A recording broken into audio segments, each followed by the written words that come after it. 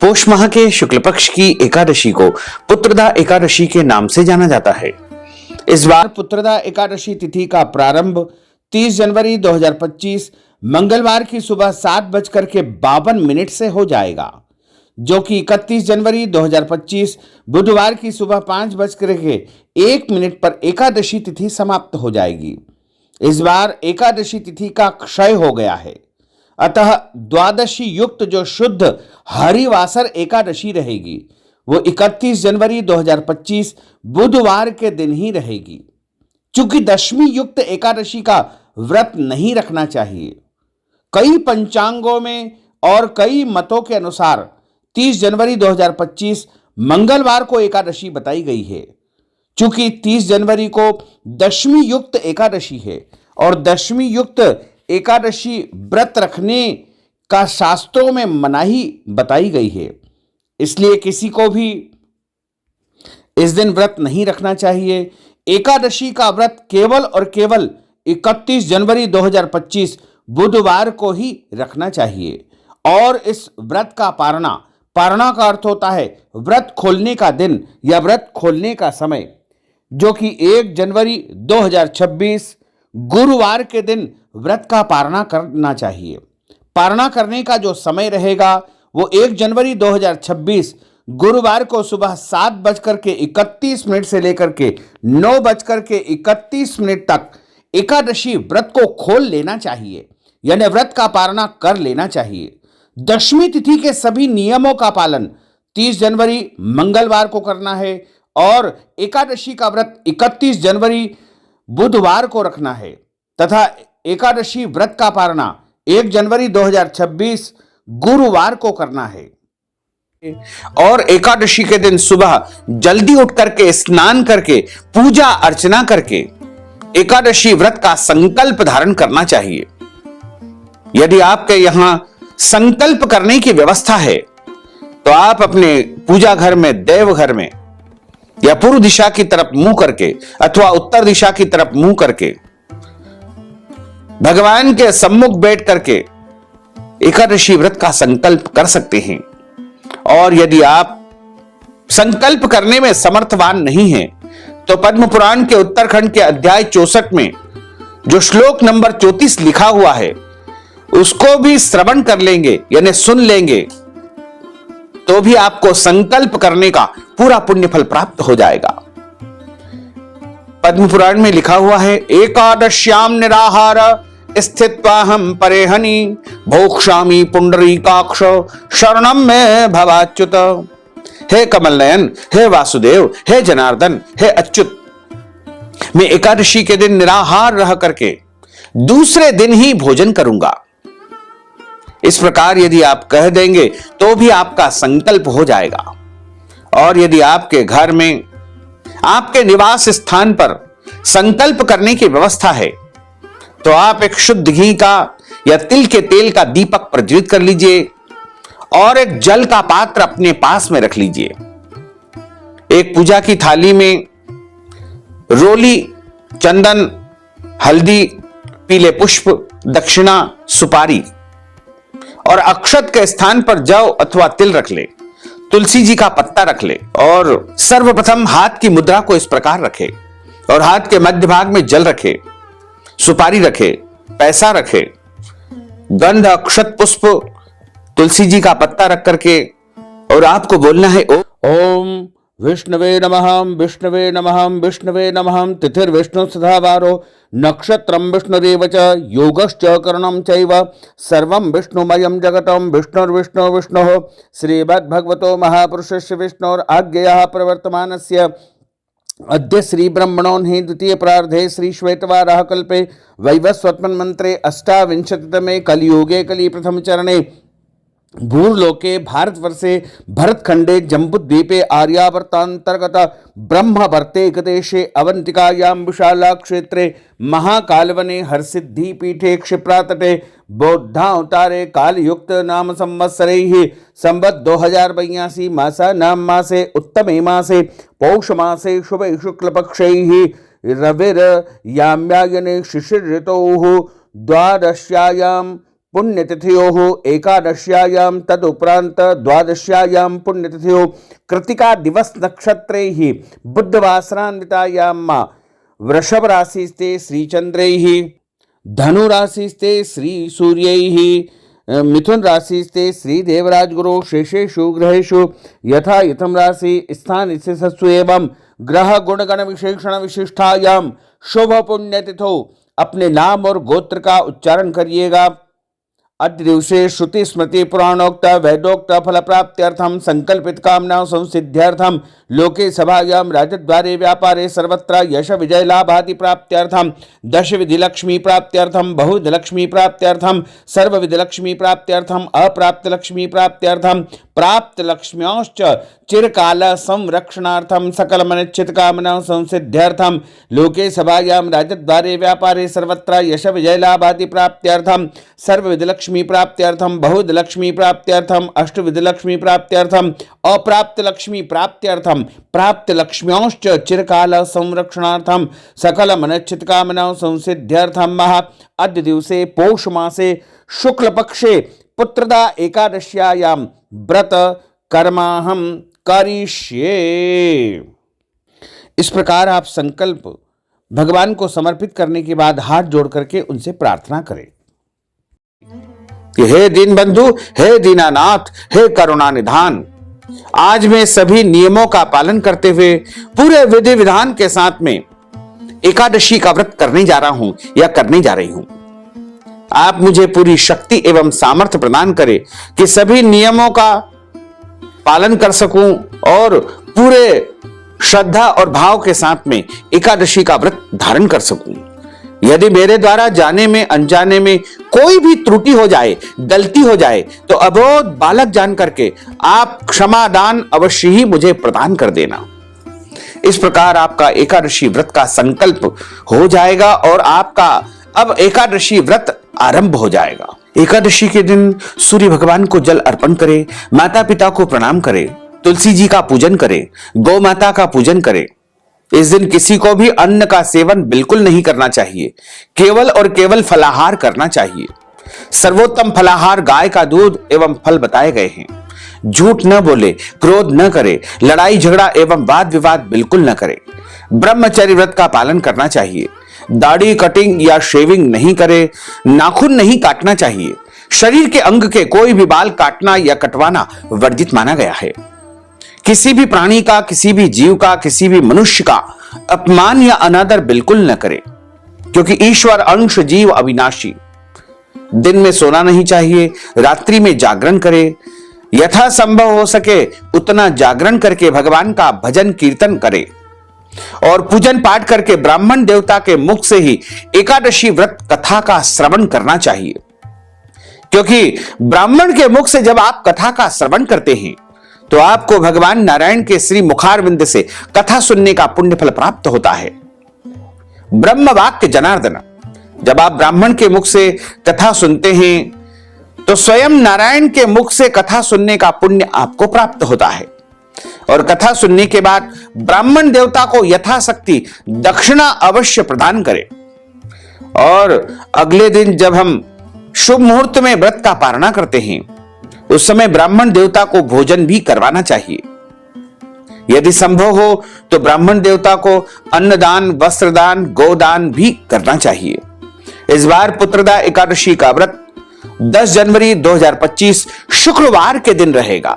सभी को इसी दिन व्रत रखना है और इस व्रत को खोलने का समय यानी पारणा का जो दिन है वो 11 जनवरी 2025 शनिवार प्रदोष की सुबह 7:31 से लेकर के 9:31 तक कर लेना चाहिए। हमारे सनातन हिंदू धर्म में मोक्ष को मनुष्य जीवन का अंतिम लक्ष्य माना जाता है।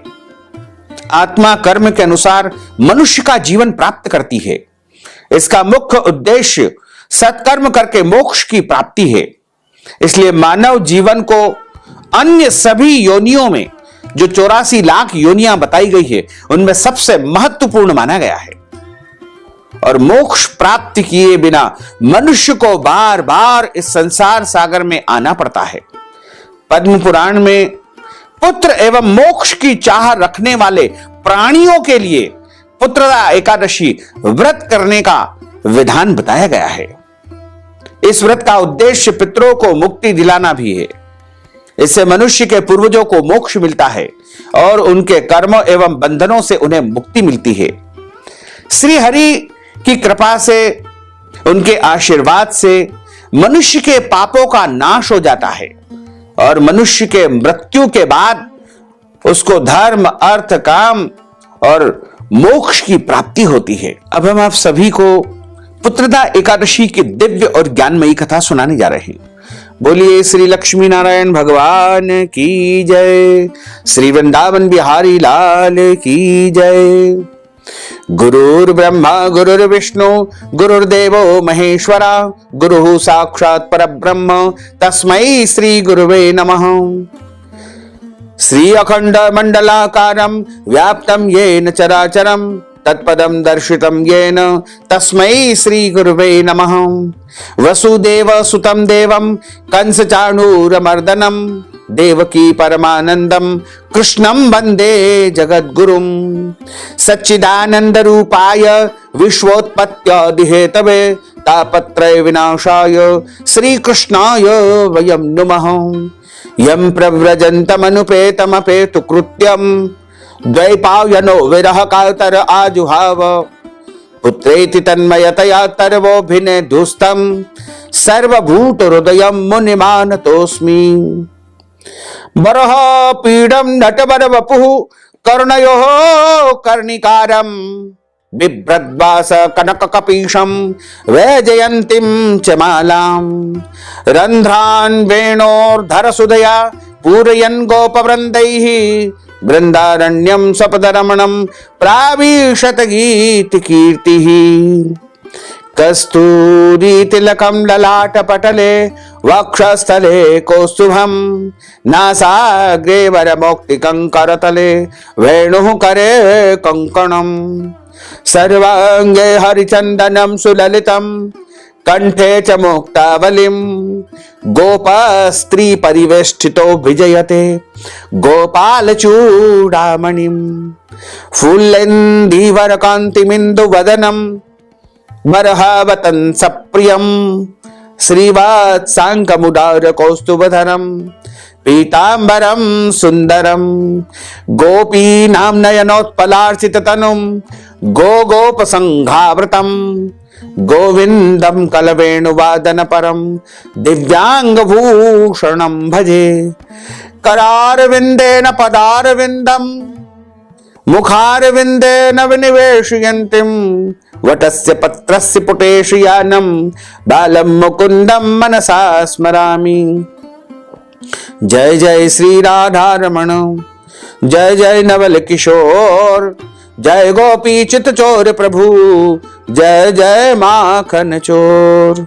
मात मेरी श्री राधिका, पिता मेरे घनश्याम, इन दोनों के चरणन में मेरा बारंबार प्रणाम, मेरा बारंबार प्रणाम, मेरा बारंबार प्रणाम। मोहिनी मूरत श्याम की वो मन रही समाय, जो मेहंदी के पात में लाली रही समाय। धन यौवन एक दिन उड़ जाएंगे जैसे उड़े कपूर, मन मूरख तू राम भज क्यों चाटे जगधूर। राम कृष्ण दो एक है अंतर नहीं निमेष, इनके नयन गंभीर है उनके चपल विशेष, उनके चपल विशेष। राधे तू बड़ भागिनी कौन तपस्या की, तीन लोक तारण प्रभु सो तेरे अधीन। तन पवित्र सेवा किए धन पवित्र कर दान, मन पवित्र हरि भजन सो होत त्रिविध कल्याण। कलयुग केवल नाम आधारा, सुमर सुमर नर उतरहि पारा। बोलिए श्री लक्ष्मी नारायण भगवान की जय।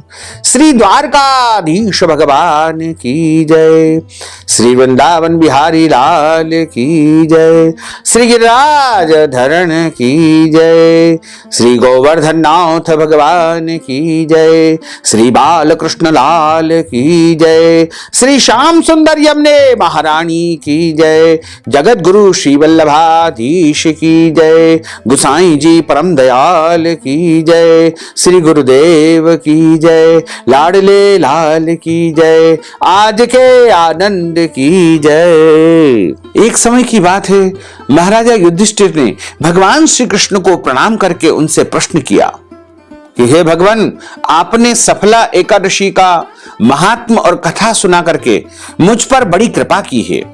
अब कृपा करके यह भी बताइए कि पोष माह के शुक्ल पक्ष की एकादशी का क्या नाम है, उसकी विधि क्या है और उस दिन कौन से देवता का पूजन अर्चन करना चाहिए तथा इस एकादशी की व्रत कथा क्या रहेगी।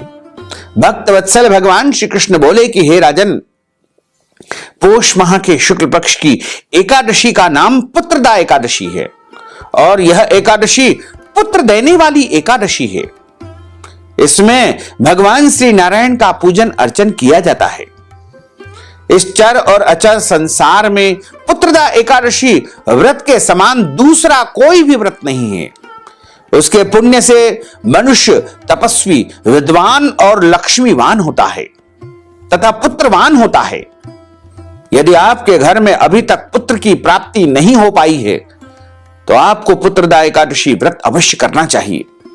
यदि आप इस व्रत को स्वयं करके यदि किसी और को भी इसका पुण्य प्रदान करना चाहते हैं तो अवश्य ही उनको आप प्रदान करें, जिससे उनके घर में भी पुत्र की प्राप्ति होगी। पुत्रदा एकादशी की एक जो कथा है वह ध्यान पूर्वक सुनिए। भद्रावती नामक नगरी में सुकेतुमान नामक एक राजा राज्य करता था। उसके घर में कोई भी पुत्र नहीं था।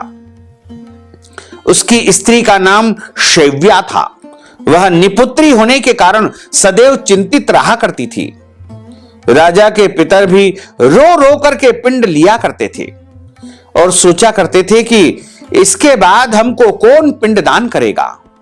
राजा को भाई, बांधव, धन, हाथी, घोड़े, राज्य और मंत्री, इन सब में किसी में भी संतोष नहीं होता था। वह सदैव यही विचार करता था कि मेरी मृत्यु के बाद मुझको कौन पिंडदान करेगा, क्योंकि बिना पुत्र के पितरों को और देवताओं का ऋण कैसे चुका सकता हूं। जिस घर में पुत्र न हो उस घर में सदैव अंधेरा ही रहता है। इसलिए पुत्र प्राप्ति के लिए प्रयत्न करना चाहिए। हालांकि कन्या हो या पुत्र हो, बात बराबर ही होती है, लेकिन संतान अवश्य होना चाहिए। जिस मनुष्य ने पुत्र का मुख देख लिया वह धन्य है। उसको इस लोक में यश और परलोक में शांति प्राप्त होती है, अर्थात उनके दोनों लोक सुधर जाते हैं। पूर्व जन्म के कर्म से ही इस जन्म में पुत्र, धन आदि प्राप्त होते हैं। राजा इसी प्रकार रात दिन चिंता में लगा रहता था। एक समय तो राजा ने अपने शरीर को त्याग करने का निश्चय कर लिया, परंतु आत्मघात को महान पाप समझ करके उसने ऐसा नहीं किया। एक दिन राजा ऐसा ही विचार करता हुआ अपने घोड़े पर बैठ करके वन को चला गया तथा पक्षियों और वृक्षों को देखने लगा। उसने देखा कि वन में हिरण, व्याघ्र, सूअर, सिंह, बंदर, सर्प आदि सब भ्रमण कर रहे हैं और हाथी अपने बच्चों और हथनियों के बीच में घूम रहा है। इस वन में कहीं तो गीदड़ अपने कर्कश स्वर में बोल रहे हैं, कहीं उल्लू ध्वनि कर रहे हैं। वन के दृश्यों को देख करके राजा विचार में लग गया। इसी प्रकार आधा दिन बीत गया। राजा विचार करने लगा कि मैंने कई प्रकार के यज्ञ किए हैं, ब्राह्मणों को स्वादिष्ट भोजन से तृप्त किया है, फिर भी मुझको यह दुख क्यों प्राप्त हुआ है।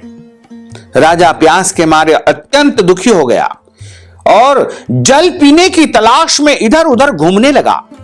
थोड़ी दूर पर राजा ने एक सरोवर देखा। उस सरोवर में बड़े सुंदर सुंदर मनमोहक कमल खिल रहे थे। तथा सारस, हंस, मगरमच्छ आदि विहार कर रहे थे। उस सरोवर के चारों तरफ मुनियों के आश्रम बने हुए थे।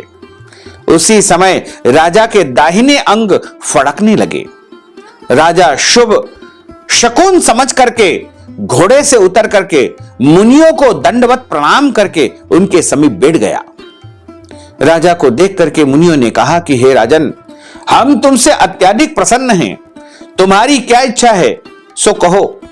राजा ने पूछा कि महाराज, आप कौन हो और यहां पर किस लिए आए हो, कृपा करके मुझे बताइए। मुनि कहने लगे कि हे राजन, आज संतान देने वाली पुत्रदा एकादशी है।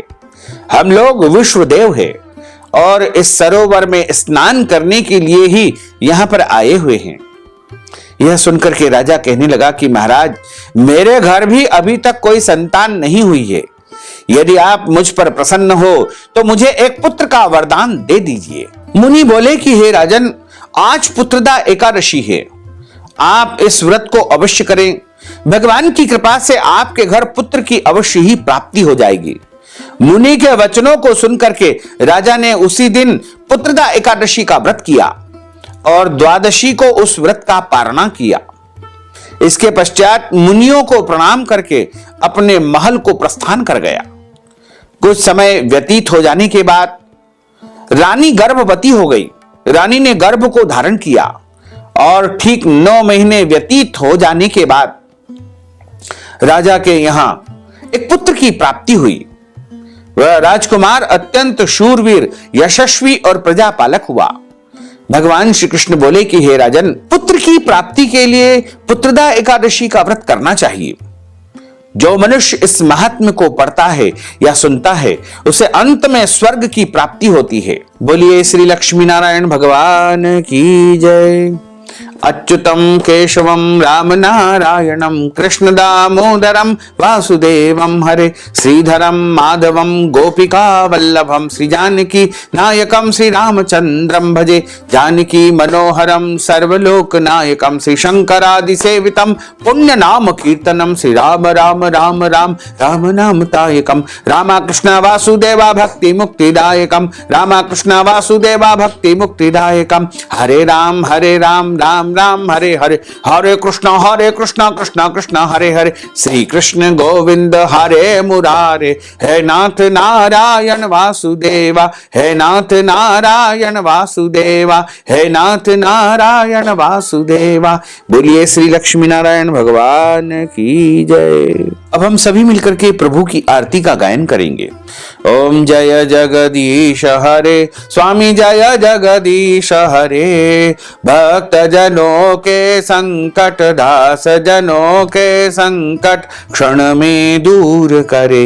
ओम जय जगदीश हरे जो ध्यावे फल पावे दुख बिन से मन का स्वामी दुख बिन से मन का सुख संपत्ति घर आवे सुख संपत्ति घर आवे कष्ट मिटे तन का।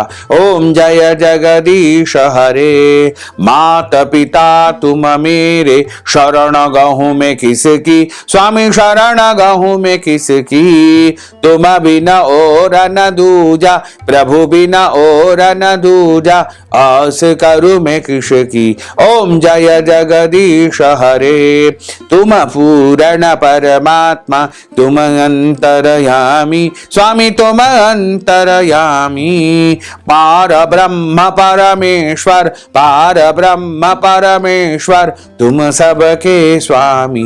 ओम जय जगदीश हरे तुम करुणा के सागर तुम पालन करता स्वामी तुम पालन करता मैं सेवक तुम स्वामी मैं सेवक तुम स्वामी कृपा करो भरता। ओम जय जगदीश हरे तुम हो एक अगोचर सबके प्राणपति स्वामी सबके प्राणपति किस विध मिलहूं दयामय किस विध मिलहूं दयामय तुमको मैं सुमति। ओम जय जगदीश हरे, दीन बंधु दुख हरता तुम ठाकुर मेरे। स्वामी तुम रक्षक मेरे, अपने हाथ उठाओ अपनी शरण लगाओ, द्वार पड़ा तेरे। ओम जय जगदीश हरे, विषय विकार मिटाओ पाप हरो देवा। स्वामी पाप हरो देवा, श्रद्धा भक्ति बढ़ाओ, श्रद्धा प्रेम बढ़ाओ, संतन की सेवा। ओम जय जगदीश हरे, तन मन धन सब कुछ है तेरा। स्वामी सब कुछ है तेरा, तेरा तुझको अर्पण। प्रभु जी को अर्पण, क्या लागे मेरा। ओम जय जगदीश हरे, पूर्ण ब्रह्म की आरती जो कोई नर गावे। स्वामी जो कोई नर गावे, कहत शिवानंद स्वामी, जपत हर हर स्वामी, मनवांछित फल पावे। ओम जय जगदीश हरे, जय जगदीश हरे। स्वामी जय जगदीश हरे, मोहन जय जगदीश हरे। भक्त जनों के संकट, दास जनों के संकट, क्षण में दूर करे। ओम जय जगदीश हरे। ओम कर्पूर गौरम करुणावतारम, संसार सारम भुजगेन्द्रहारम, सदा वसंतम हृदयारविंदे भवम भवानी सहितम नमामि। मंदार मालांकुलितालकाये, कपाल मालांकित शेखराये, दिव्यांबराये दिगंबराये, नमः शिवाय च नमः शिवाय। आरार्तिक्यं समर्पयामि नमो नमः। हरिः ओम मा यज्ञेन यज्ञमय जन्त देवास्तानि धर्माणि प्रमाण्यासन्न, तेहनाकं महिमानः सजन्त्रयत्र पूर्वे साध्याः सन्ति देवाः। ओम राजाधिराजाय प्रसय्य साहिने, नमो वयम्बे श्रवणाय कुर्महे। समे कामान काम कामाय मह्यम कामेश्वरो वैश्रवणोद्धातु, कुबेराय वैश्रवणाय महाराजाय नमः। ओम स्वस्ति साम्राज्यं भोज्यं स्वराज्यं वैराज्यं पारमेष्ठ्यं राज्यं महाराजमाधिपत्यमय्यं समन्तपर्यायै स्यात् सार्वभौमः सर्वायुषान्तार्धा परार्धा पृथिव्यै समुद्रपर्यन्ताय एकराट् इति तदप्येष श्लोको विहितो मरतः परिवेष्टारो मर्तस्यावसान ग्रहे आविक्षतस्य काम प्रेर्विश्वे देवा सभासदेति। ओम विश्वा तच्चक्षुत विश्वतो मुखो विश्वतो बाहुर्तो विश्वस्वात् संबाहुभ्यान् धमति संपतत्रेर्ज्या वा भूमिं जनयन् देवैकः। ओम एकदन्ताय विद्महे वक्रतुण्डाय धीमहि तन्नो दन्तिः प्रचोदयात्। आदिशक्ति च विद्महे जगन्माताय धीमहि तन्नो शक्तिः प्रचोदयात्। तत्पुरुषाय विद्महे महादेवाय धीमहि तन्नो रुद्रः प्रचोदयात्। नारायणाय विद्महे वासुदेवाय धीमहि तन्नो विष्णु प्रचोदयात्। ओम सांगाय सपरिवाराय सायुधाय शक्तिकाय सवाहनाय सगणाय भगवते श्री कृष्ण चंद्र परमात्मने नमो नमः। मंत्र पुष्पांजलिं समर्पयामि नमो नमः। नाना सुगंध पुष्पाणि यथा कालोद्भवानि च, पुष्पांजलिं मया दत्तं गृहाण परमेश्वर। मंत्र पुष्पांजलिं समर्पयामि नमो नमः। मंत्रहीनं क्रियाहीनं भक्तिहीनं सुरेश्वर, यत्पूजितं मया देवः परिपूर्णं तदस्तु मे। आवाहनं न जानामि तवार्चनं, पूजाञ्च न जानामि क्षम्यतां परमेश्वर, क्षम्यतां परमेश्वर, क्षम्यतां परमेश्वर। त्वमेव माताश्च पिता त्वमेव बन्धुश्च सखा त्वमेव विद्या द्रविणं त्वमेव सर्वं मम देव देव, त्वमेव सर्वं मम देव देव। बोलिए श्री लक्ष्मी नारायण भगवान की जय, श्री वृंदावन बिहारी लाल की जय, श्री गिरिराज धरण की जय, श्री श्याम सुंदर यमुने महारानी की जय, जगत गुरु श्री वल्लभाधीश की जय, श्री गोसाई जी परम दयाल की जय, श्री गुरुदेव की जय। धर्म की जय हो, अधर्म का नाश हो, प्राणियों में सद्भावना हो, विश्व का कल्याण हो, सनातन धर्म की जय हो, गौ माता की जय हो, नगर बस्ती की जय हो, आज के आनंद की जय हो, कल के आनंद की जय हो, परसों के आनंद की जय हो, बरसों बरसों के आनंद की जय हो। नमः पार्वती पते, हर हर महादेव हर। काल हर कंटक हर दुख हर दारिद्र हर, आनंद की लहर कर। भक्तजनों माताओं बहनों, यदि आप पुत्रदा एकादशी के निमित्त कथा की दक्षिणा प्रदान करना चाहते हैं, ब्राह्मणों को फलाहार करवाना चाहते हैं, या हमारे माध्यम से एकादशी व्रत का उद्यापन करवाना चाहते हैं, ब्राह्मण देवताओं को पारणा के समय भोजन करवाना चाहते हैं, अन्नदान, वस्त्रदान, गौदान या कोई भी दान पुण्य यदि आप पुत्रदा एकादशी के निमित्त करना चाहते हैं, तो आप हमारे गूगल पे, फोन पे, पेटीएम नंबर, अकाउंट नंबर के माध्यम से नगद धनराशि पहुंचा करके पुत्रदा एकादशी का संपूर्ण पुण्य लाभ प्राप्त कर सकते हैं। साथ ही आप सभी से अनुरोध है कि हमारे इस ज्ञानवर्धक वीडियो को अधिक से अधिक लोगों को शेयर करिएगा, लाइक करिएगा, कमेंट करिएगा, और यदि अभी तक आपने सब्सक्राइब नहीं किया है तो अभी और इसी समय सब्सक्राइब कर लीजिए, ताकि इसी प्रकार की ज्ञानवर्धक वीडियो आपको सबसे पहले प्राप्त हो सके। आपको और आपके पूरे परिवार को सादर जय श्री कृष्ण, सादर धन्यवाद।